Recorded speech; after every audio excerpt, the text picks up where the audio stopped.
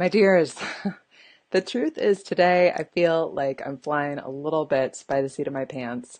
I always love being transparent with you guys and just saying what's true because I want to be a living, breathing embodiment of what it looks like to make progress in real life and to win ugly, meaning showing up, doing the best I know how to do in any given moment, and claiming that that is victory. That even if things don't seem perfect or go exactly according to schedule, it is still worthy of celebration, still worthy of acknowledgement.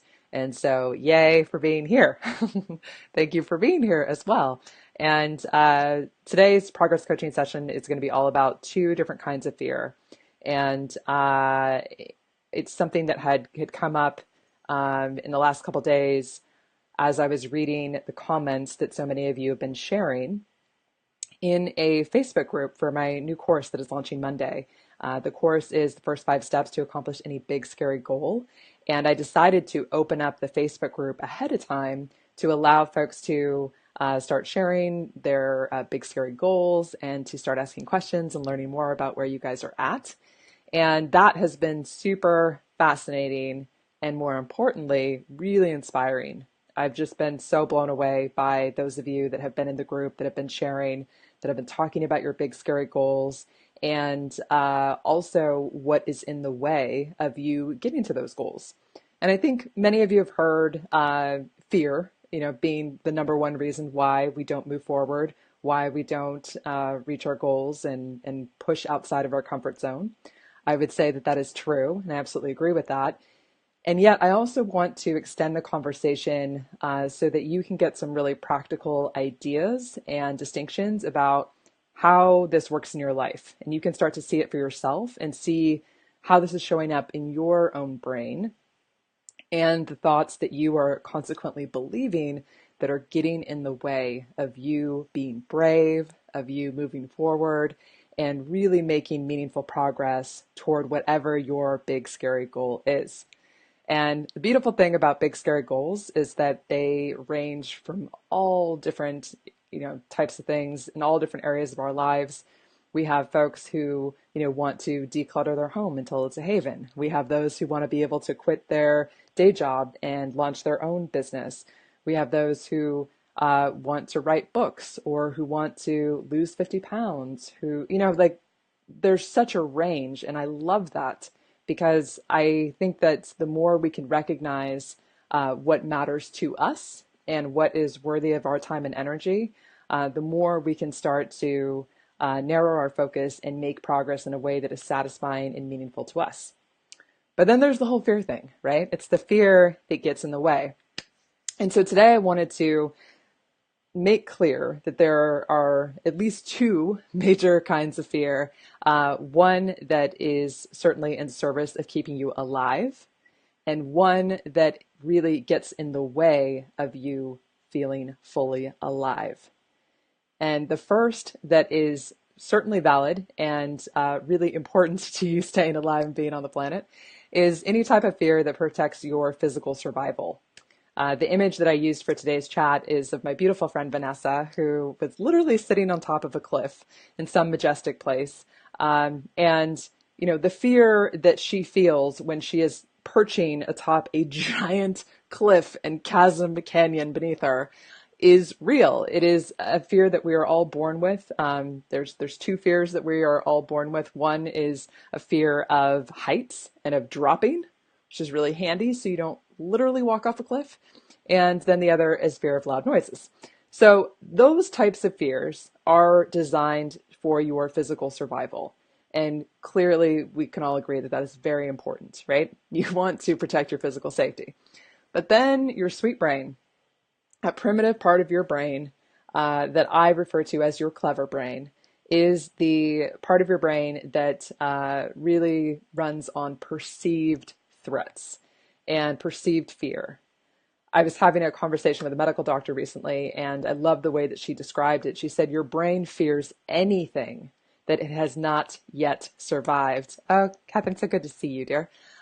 So anything that it has not yet survived. I mean, the example that comes to mind is, when I was recently on a um, vacation and I went ziplining. And just getting up there on the platform, being strapped in, knowing I've got all the harnesses and everything and professionals around me to keep me safe, was still part of my brain was like, oh, shit, we're going to die right now. We're going to die when you get off this platform. And this is a terrible idea, right? Is that surge of fear. You feel it in your body, the tightness in your chest, the beating of your heart, like all that kind of stuff, right? It's your body's natural stress response, and it's very much a physical experience.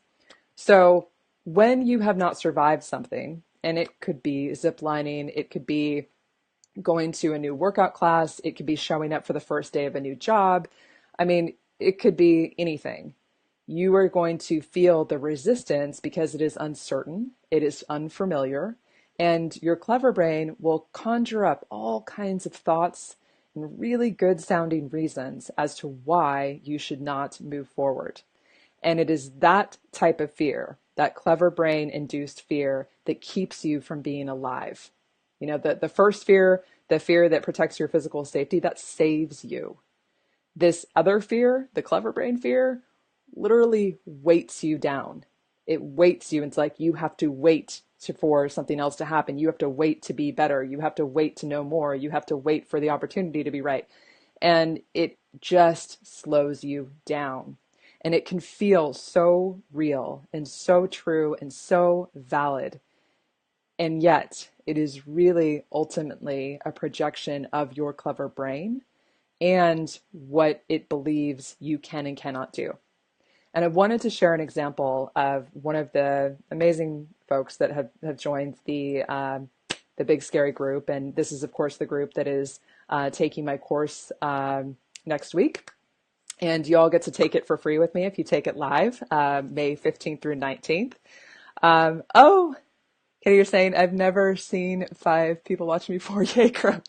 I know, right? So good when people can catch it live. I love it.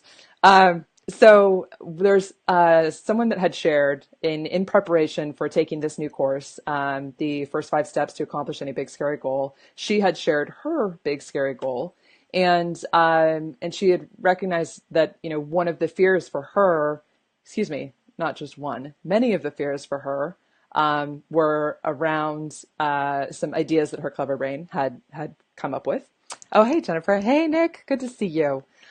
So I want to share some of the fears that she detailed out because I feel like they're so representative of so many of the things that we have felt. I know I certainly could really relate to what she was sharing, and I feel very confident that many of you can relate as well. And so part of her big scary goal is really starting to share her voice and create a blog and some type of offering that comes from her perspective and her experience and wisdom. And so one of the fears that she shared was, I'm afraid that everything I want to do has already been done. So there's no point in trying to add myself to the sea of others out there that are interested in similar subject matter that she wants to share about. I know so many of you can relate to this because I have had you write it to me. And in my clients that I work with privately, this is a big one that comes up. The clever brain's assertion that there is no point for you sharing your voice and you adding your perspective and your experience when there are so many other people out there that could be sharing similar types of things. And your clever brain wants to really further this idea to shut you down. And so what it tells me about our friend here is that she really values being able to provide quality information that is meaningful, that is useful, that makes a difference. She doesn't want to just show up and add to the noise. She really wants to be able to contribute something meaningful, which is really wonderful. And it's a beautiful aspect of her character, which is why her clever brain has come up with this thought that suggests that she doesn't have something to add. Oh, Joy, you're saying I feel this way about everything I want to do. Hey, Pam. Okay, yes, this is a huge one. So when you notice your clever brain coming up with this idea that you're afraid that everything you want to do has already been done, you have nothing original to say, and why would anyone care about you and your ideas, just know that that is not A legit fear. It is your clever brain fear. It is a reflection of your character and your desire to contribute in a meaningful and valuable way. That's a good sign. So if your clever brain is running that thought, I want you to feel happy and encouraged about that. That is an excellent sign that you care and that you have something meaningful that you want to give. Next fear that she had cited: I'm afraid that I won't be good enough at whatever I decide to do. I'm afraid of being rejected and unloved for not being good enough. Oh, I feel like this is like the one core fear that we all basically build our lives trying to disprove, that we are not good enough. This is something that I certainly have struggled with for decades, and I feel like it's just one of the core fundamental experiences of our human existence. And it's fascinating because pretty much everybody feels this way, and we don't talk about it often enough. And this whole idea of being good enough and the things that your clever brain will generate to suggest why you are not good enough, or why you are other, or excuse me, that you are different from other people, that you are less than from other people. It is all designed to shut you down. It is all designed to keep you doubting yourself, because when you're doubting yourself, you are not operating at full power. You are not out there in the world. You are not speaking your truth. You are not sharing your gifts. And your clever brain has zero interest in you doing any of that good stuff, because the only thing that your clever brain knows is what is familiar and what is right around you, what it already has survived. And so anything outside of that, even if it would be amazing, even if it would really help people, it is not interested in you doing that. So it is absolutely going to broadcast a barrage of messages about how what you have to offer, what you have to say, what you have to give, that's not good enough. And it's bullshit. It's total bullshit, my dears. And if that is a sign, excuse me, if that is something that you are thinking, that is a sign that you are considering being brave. It is a sign that there is something that you want to create, something that you want to move forward on, and it's outside of your comfort zone. That's what that thought means. And so again, I say that is a really good sign. Oh, Katie said, I really believe that if you have something to say, there are many people that need to hear you say it. Amen. So true. It really is. You guys, there's like 8 billion people on the planet. And I promise you that there are plenty of people who want to hear what you have to say, the way that you say it, with your words, with your inflection, with just all of your perceived imperfections, whatever that is that your clever brain has to say about it. People want to hear. You wouldn't be having these thoughts if you weren't meant to do something, to give something. Okay? All right, let's go to her next fear. I'm afraid that it will be hard and I'll get discouraged and give up. Yes. Oh man, this is one that I know so many of you are struggling with this one. Again, it is one that I have struggled with as well. And the fascinating thing that I have been learning this year about those things that we perceive as being hard, that our clever brain says, oh God, but it's going to be miserable and it's going to be so tough and I don't know how to do it, and where are we going to, get the support that we need? Where's the money going to come from? Where's the time? I'm tired. I have kids. I don't have energy. Like all those kinds of really good sounding reasons, right?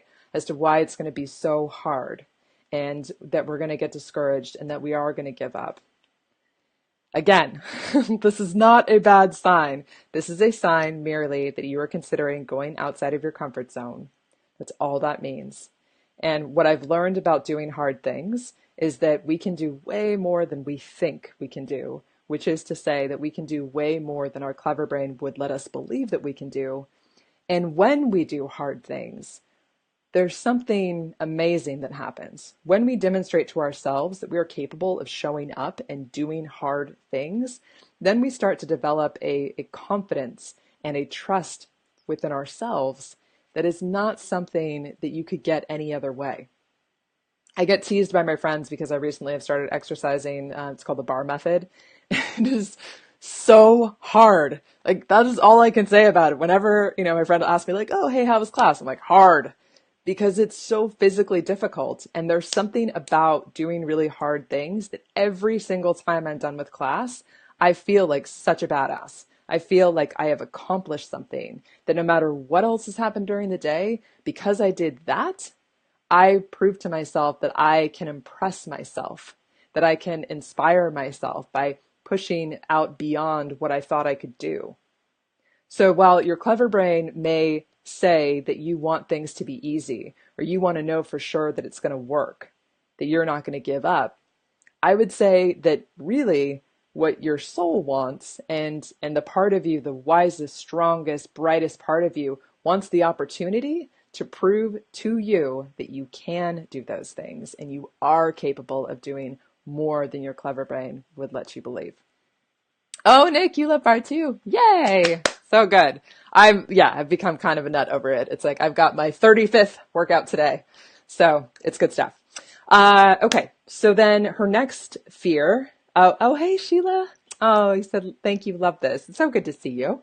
So let's talk about the next fear. I'm afraid that I don't know for certain what I want, and I don't even know how to clearly outline my goals. She said, although I saw you posted a video about that, which I did. I highly recommend that if that one resonates for you, that you go and watch the video that I posted a few days ago on, what happens. It's titled like question answered, what if you don't know what your big scary goal is? And I give you 5 different ideas for how you can start to get more clear on that. So I'd love for you to go watch that. But her point is really good. I'm afraid that because I don't even know for certain what I want. And here's the thing that the last 2 years has taught me every single day. This is such a clever brain trick, and so many people believe this. And the thing is that you don't need to know how. You really don't. This is a clever brain little logical loop that it loves to play that ultimately means that you don't move anywhere. It says that I need to know for certain.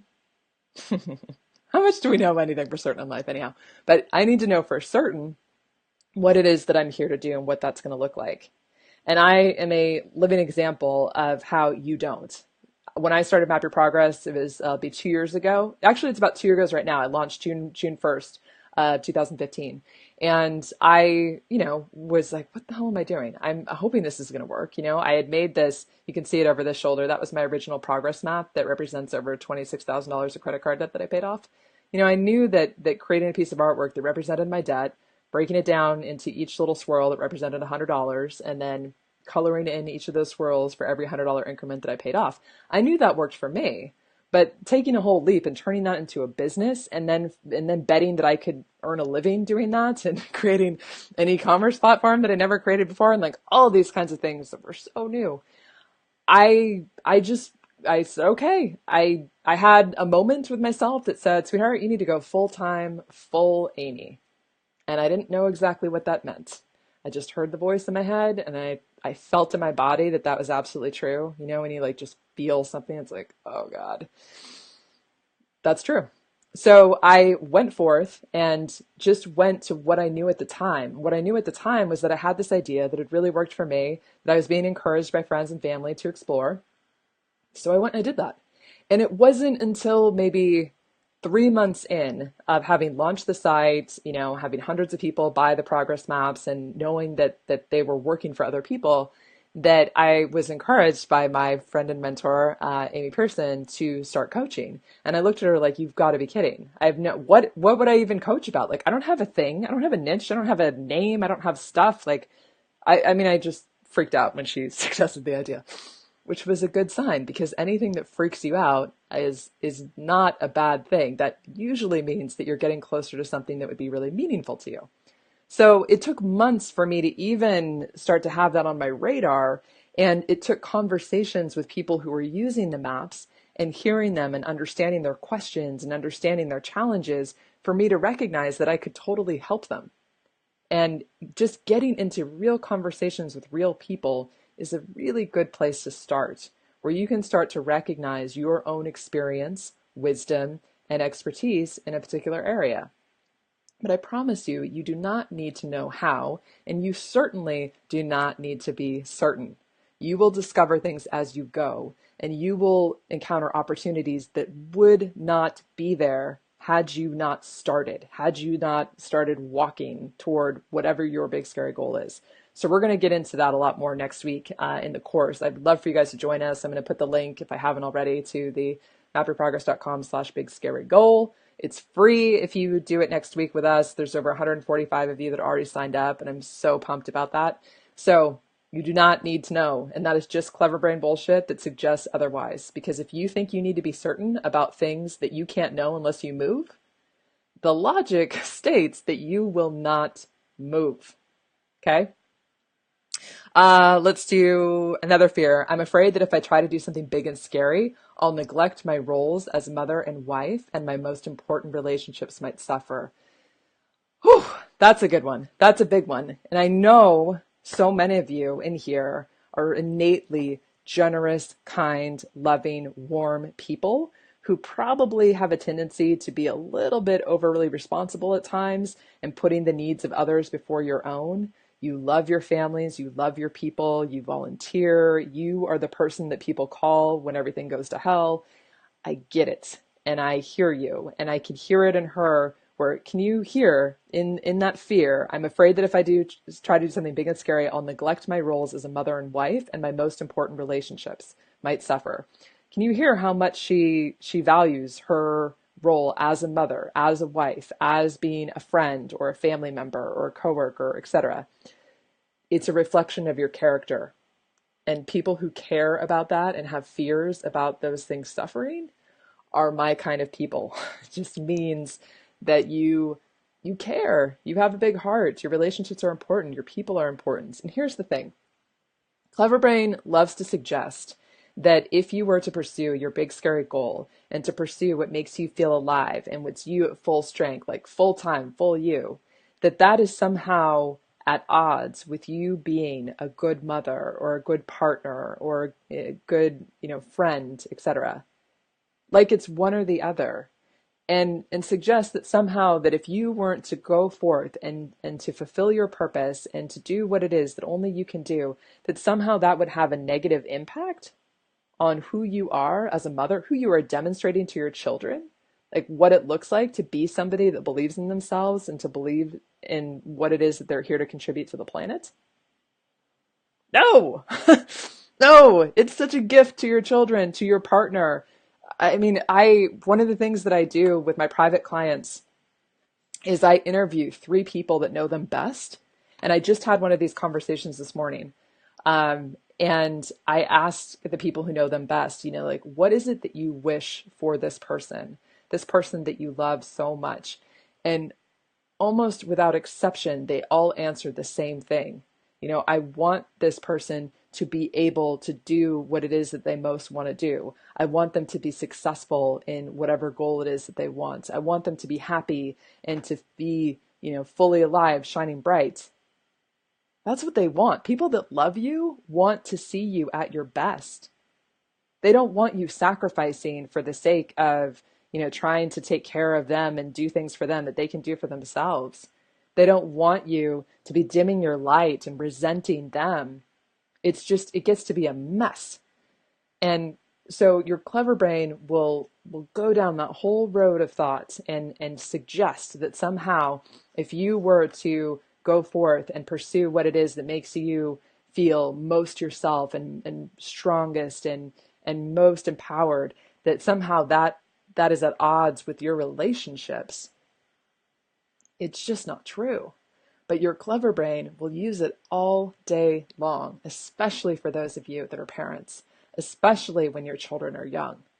But even when your children get older, it still tries to co-opt it against you. So if you have that thought, I really want you to just be curious about that and consider, what kind of example could you be setting and inspiring your children and the people that love you? Because I don't have children. I have a dog who I treat as a child. But I can't tell you like how amazing it's been, how many people I've had reach out to me over the last couple of years that have said, it's so inspiring to see what you're doing. You really inspire me with what you just said or what you did. Like one of the best things we can do is to be the example and to go forth and do that and to be brave and to go do the hard things and to go step outside of our comfort zone and go follow our purpose and do what it is that we most want, not knowing exactly how it's going to go. It matters. It so matters. And it's contagious, it's infectious in the best kind of way. Okay, then the last one, she said, I'm afraid that anything I want to do is going to require a financial investment, and my biggest hurdle is getting out of debt before I spend any more money. Oh, yes. This is another huge one that I hear all the time. And I, again, have lived that very much myself as well. That when there's been opportunities for me to, um, kind of go out and explore my creative ideas, or when there's been opportunities for me to invest in a course or hire a coach or, join a mastermind or like any of those types of things where it would be an investment in myself, then the clever brain steps up with, hold on a second, you're not out of debt. And is that a good, financial decision? And it's the reason that clever brain can be so effective is because clever brain's not wrong per se. It uses truth. It uses really good, responsible, rational sounding reasons that again are directly connected to your values and your character. And it just flips them around to have you doubt yourself and to have you stay where you are and to stay small. The difference is between love and fear. And Clever Brain loves to use the fear, this idea that you have to buckle down and you have to get all the way out of debt and you cannot invest in yourself until you have paid for the sins that you have made financially. And that is a logic that some folks swear by, and there's validity to it. And yet it comes from fear.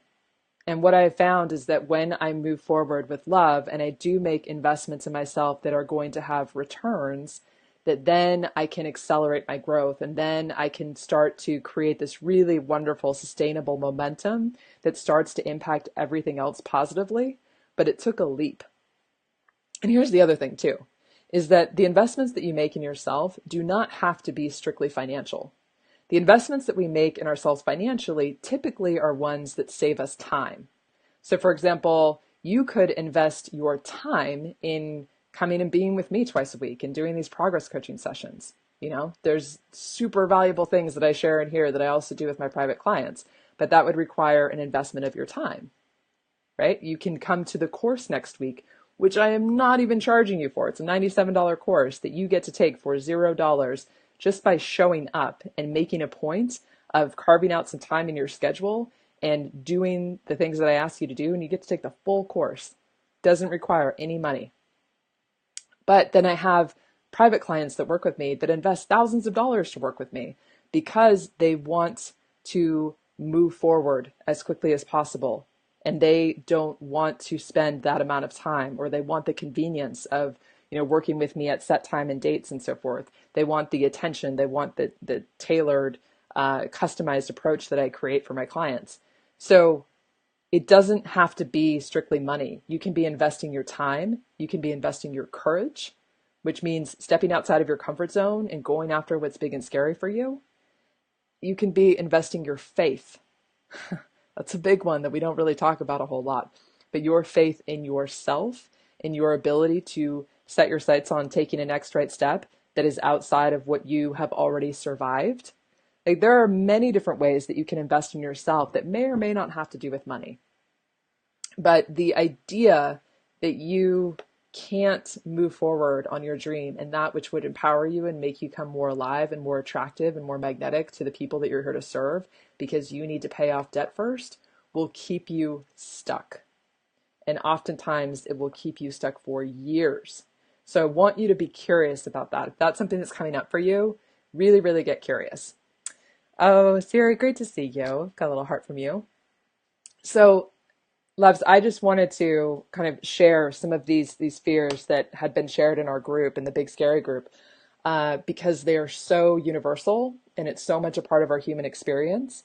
And if you are feeling those fears, I really want you to be encouraged by that. I so often we get discouraged by it and we think that something's wrong, that we don't have what it takes, that we should be feeling differently.